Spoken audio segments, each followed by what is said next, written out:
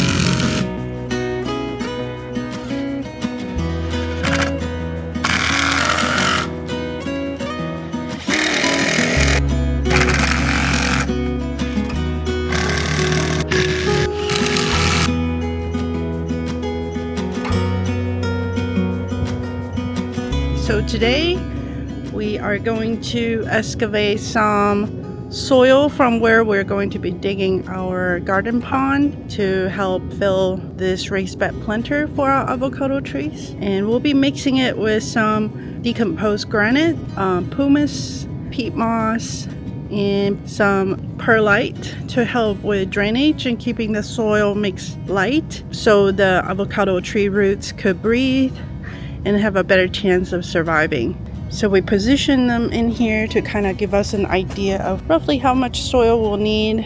Come along as we clean up the garden and set up the equipment for digging some soil. So here it is. This is the spot where the pond is going to be. You see it's completely covered with the trimmings that I've been doing over the summer. I'm gonna clear this out so we can start the digging process, and some of the soil that we dig out of here will be used for the avocado raised bed planter. So here we go, we'll get the process started.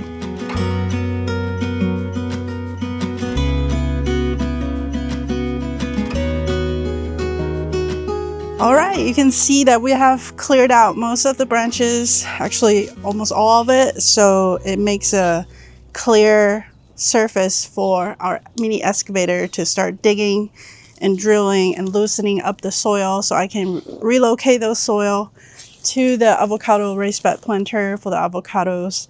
You can see Zoe is already starting the process of digging the pond. We're building a medium-sized pond, not the big pond that we originally planned, just because of the water demand for a larger pond. But we're gonna grow some aquatic edibles and have a beach area for the pups to play in. We're gonna have some goldfish or maybe koi, depends on the size we end up with, to build a nice aquatic ecosystem here in this section of the yard.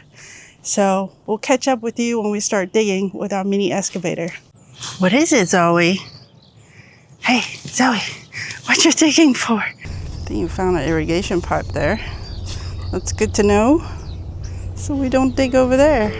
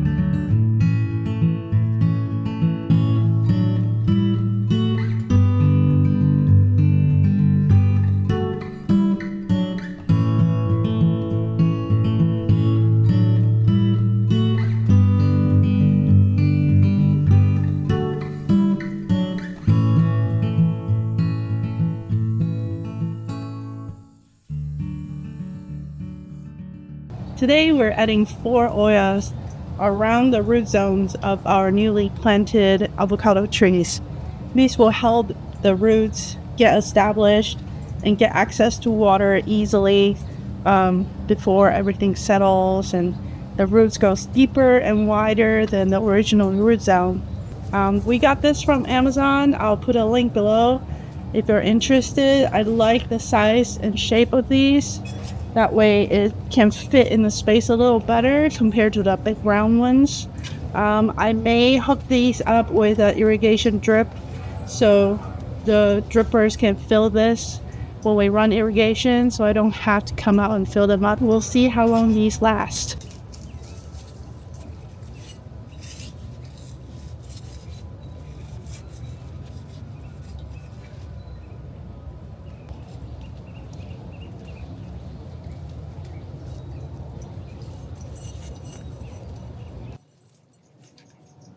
I'm not going to bury too deep because I'm going to be filling this up with leaf mold mulching.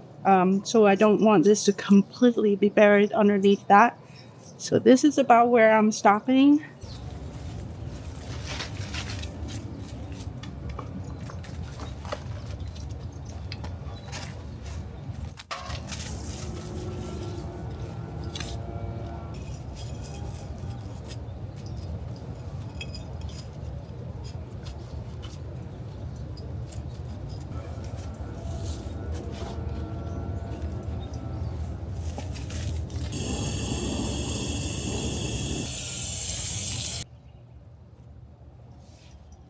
So the next part of our avocado raised bed planter build is to add some decorative element, but also protect the edge of the raised bed. We have these leftover batten from building our lavender lab woodworking shed. We're gonna line these up along the edge a little higher than the top of the raised bed planter. That way it can help hold in any kind of mulch or leaves that I want to pile in here to give the avocado tree some good organic matter to grow their roots in. This planter is about 16 inches tall. I'll probably cut these batten into 17.5 or 18 inches tall. We'll be painting these the same purple color as the lavender woodworking shed. It should be pretty cool.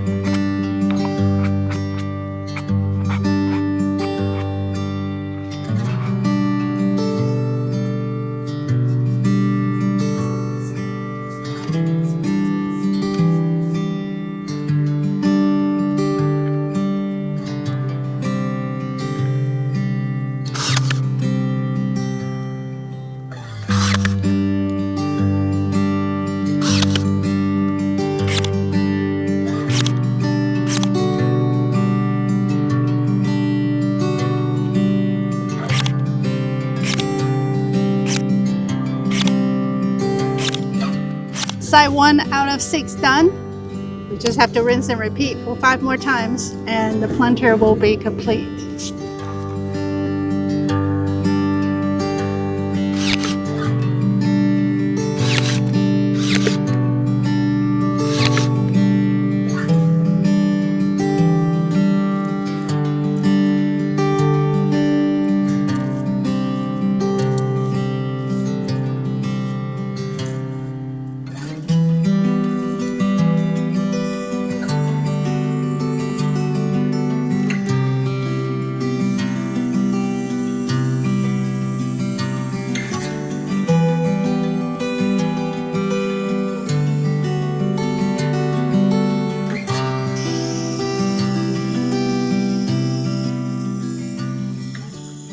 We've finished decorating the outer edge of our avocado raised bed, and we top dressed it with some worm casting, compost, so it's got plenty of organic matter at the top, close to where the feeder roots are going to be. And we also planted some pollinator-friendly plants that will become the ground cover to shade the root zone, but not invade the root zone of the avocados. We added the Oyas to help with irrigation. By no means this is a exactly how you do it video. This is how we're experimenting video that we want to share with you how we decided to do this and how we did it based on hours and hours of research between books, videos by other people in Southern California and Arizona. We will continue to report back how these avocados do. Thank you for watching, and we'll see you in the next video.